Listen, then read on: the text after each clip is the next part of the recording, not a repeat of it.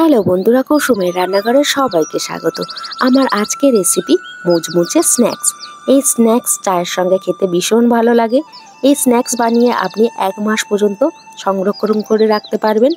আসুন দেখে নেওয়া যাক আমার আজকে রেসিপি আমি কিভাবে বানাবো। একটা বোল নিয়েছি, নিয়ে নেব 2 কাপ ময়দা।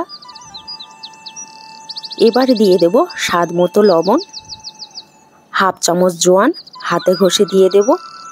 এতে খুব সুন্দর একটা ফ্লেভার আসবে। এর মধ্যে 2 চামচ পরিমাণ সাদা তেল দিয়ে দেব। সাদা তেল দিলে স্ন্যাক্সটা খুব ভীষণ মুচমুচে হবে। ভালো করে সব উপকরণগুলো মিশিয়ে নেব। দেখুন হাতের মুঠোয় চলে এসছে। এটা আমার রেডি হয়ে গেছে।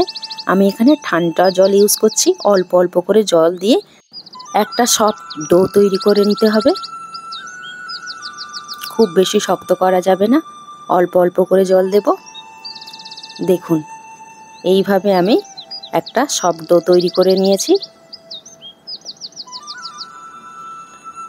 4 থেকে 5 মিনিট এটাকে আমি মথে নিয়েছিলাম।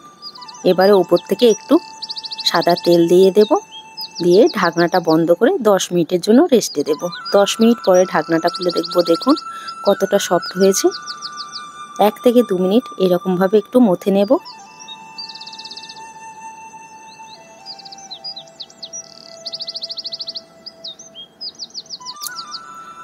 এবারে আমি ডোটা হাত দিয়ে একটু চেপে নিয়ে চাকু দিয়ে 4 ভাগে ভাগ করে নেব। প্রথমে 1 ভাগ করে তারপরে 4 ভাগ করে নেব। এটা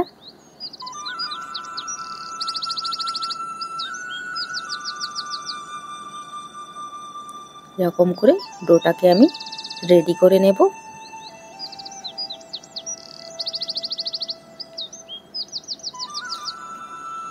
এবার একটা পেস্ট তৈরি করে নেব।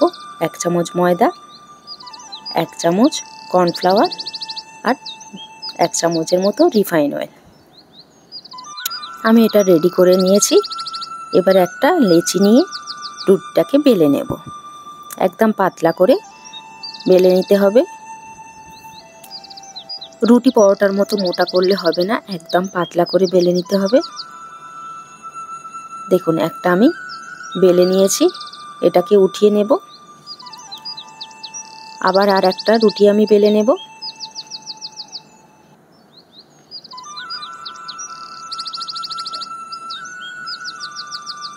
দেখুন আমি আর একটা রুটি বেলে নিয়েছি।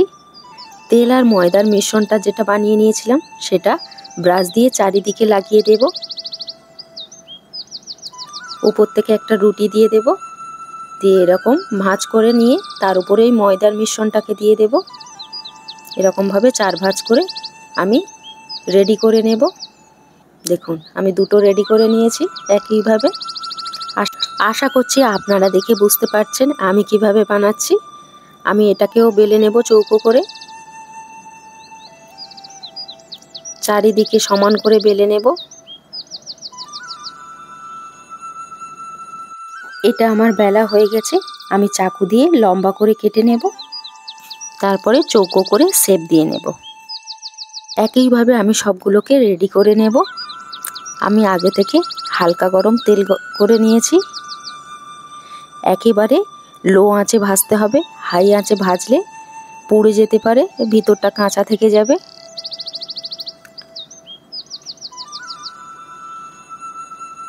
এটা ভাজতে বেশি টাইম লাগে না, ধীরে ধীরে সব তেলের উপরে ভেসে উঠেছে ফুলে।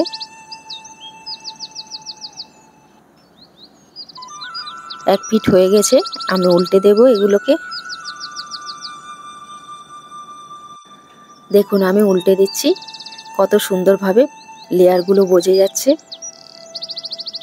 এগুলোকে আমি গোল্ডেন করে ভেজে নেব। অবশ্যই কিন্তু লো আঁচে ভাজতে হবে। আমার এগুলো হয়ে গেছে, আমি প্লেটে করে উঠিয়ে নেব। দেখুন কত সুন্দরভাবে লেয়ারগুলো বোঝা যাচ্ছে। আমি প্লেটে টিস্যু নিয়ে নিয়েছি, তার উপরে দিয়ে দেব। তেলটা অ্যাবজর্ব করে নেবে। একইভাবে আমি বাকিগুলোকে ভেজে নেব। দেখুন কত সুন্দর হয়েছে। আপনারাও বাড়িতে এরকমভাবে ভেজে নেবেন। চায়ের সঙ্গে খেতে কিন্তু দারুণ লাগে। এই স্ন্যাক্সগুলো বানিয়ে আপনারা 1 মাস পর্যন্ত সংরক্ষণ করে রাখতে পারেন। দেখুন কতটা মুচমুচে হয়েছে।